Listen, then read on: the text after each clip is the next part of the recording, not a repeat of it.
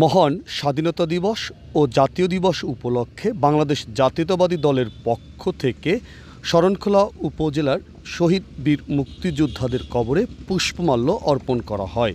এ সময় বিশাল আকারের মিছিল নিয়ে শহীদদের স্মরণে বাংলাদেশ জাতীয়তাবাদী দলের স্লোগান দিয়ে রায়েন্দাবাজার ৫ রাস্তা থেকে শুরু করে শরণখোলা স্বাস্থ্য কমপ্লেক্স, শরণখোলা থানা হয়ে শরণখোলা উপজেলার বীর মুক্তিযোদ্ধাদের কবরে পুষ্পমাল্য অর্পণ করেন।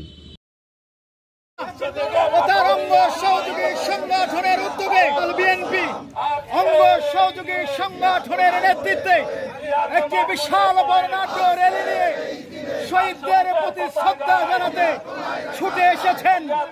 আপনারা দেখছেন যে স্লোগানে এই শরণখোলার রাজপথ কম্পিত হচ্ছে। আজকের এই মহান স্বাধীনতা দিবস যথাযোগ্য মর্যাদায় পালনের লক্ষ্যে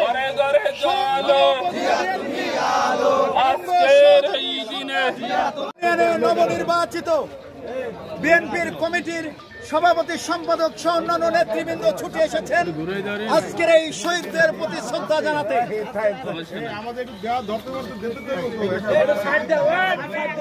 দেখতে পাচ্ছেন শহীদদের প্রতি শ্রদ্ধা জানাচ্ছেন, নেতৃবৃন্দ ছুটে এসেছেন এবং শহীদদের প্রতি শ্রদ্ধা জানাচ্ছেন।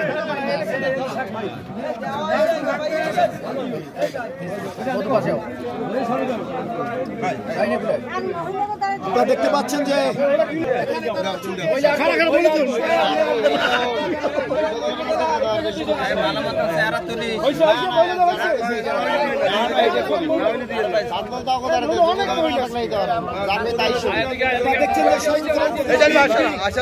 অঙ্গ সহযোগী সংগঠনের নেতৃবৃন্দ ইতিমধ্যে শহীদদের প্রতি শ্রদ্ধা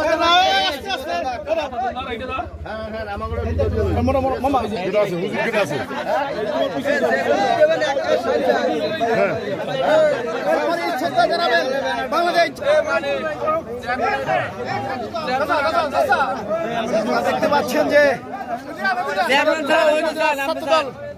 শহীদ বিপ্লবী সদস্য সচিব রামারহাট নরসেন পঞ্চায়েত।